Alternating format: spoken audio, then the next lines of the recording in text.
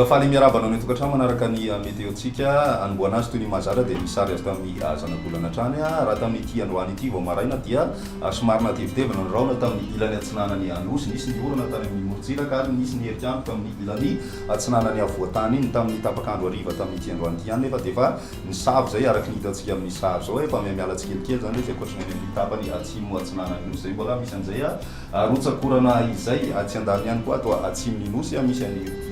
rindraona na tangoldraona kely hitantsika atao atsimony Madagasikara ity vokatr'ireo zany dia somary mialefy tanteraka zany varatra azy zay ary vokany ihany koa dia isy fiakarana na maripana zany ho an'ny rapiso saika manerana ny nosy zay fa makany amin'ny fiandohany herinandro kosa no midina kely indray maripana amin'iny morotsiraka atsimo andrefany anosy ny ilany andrefany Madagasikara iny mety mitaka tsikelikely aty amin'ny avoatany ihany koa izay any amin'ny fiandohany herinandro izay hatrany raha ny toetrandrontsika ro an'ny rapiso vao maraina dia somary mbola isy aloha ny orana mandalo amin'ny morotsiraky ny andalasy analanjorofo zany hoe tsy dia miala amin'ny morotsiraky loatra zany orana aloha amin'ny ankapobeny any amin'ny tapany atsimo atsinana ihany koa mandraondraona ny andro ny ambiny dia maina tanteraka ny andro mibaliky ny masoandro amin'ny ankapobeny raha ny apiso tolakandro dia mbola mety mitondretratrany ny tandrindraona any amin'ny tapany avaratra atsinanana mety mahazo zay ihany koa ny ilany atsimo atsinanany Madagasikara mahazo ny ataniny Yorombe ny ilany atsinanany afatry matsiatra ambony ihany koa mety miaina an'izay ny ambiny dia anjakany masoandro atrano zany ny maripana vinavina andro apiso zay misy fiakarana be ny maripana ambony indrindra ho an'ny avoatany ny isy hatrany amin'ny 7 degré raha ny vinavina any amin'ny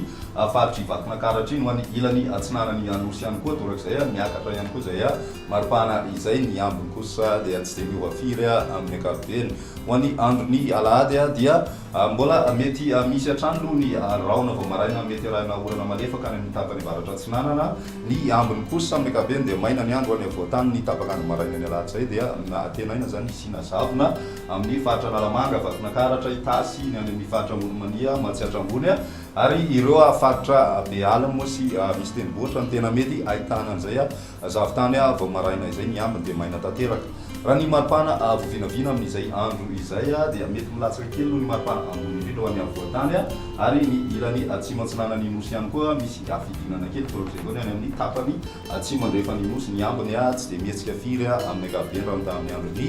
sabotsy ny androny alatsinainy kosa indray dia misy ny orana tandrindraona vinavinaina mipetraka any amin'ny afatry vakivaky fitovinany atsimo atsinanana ny zavona mety mbola mitohy hatrany zany ho an'ny avoatany ny ambiny dia mbola mijanona maina tanteraka aloha ny andro raha ny maripana voavinavina ao anatin'izay dia eo amin'ny 20 degré eo ny maripana ambony indrindra amin'ny tapany atsimony nosy mety misy hatrany amin'ny 20 any amin'ny faritry ny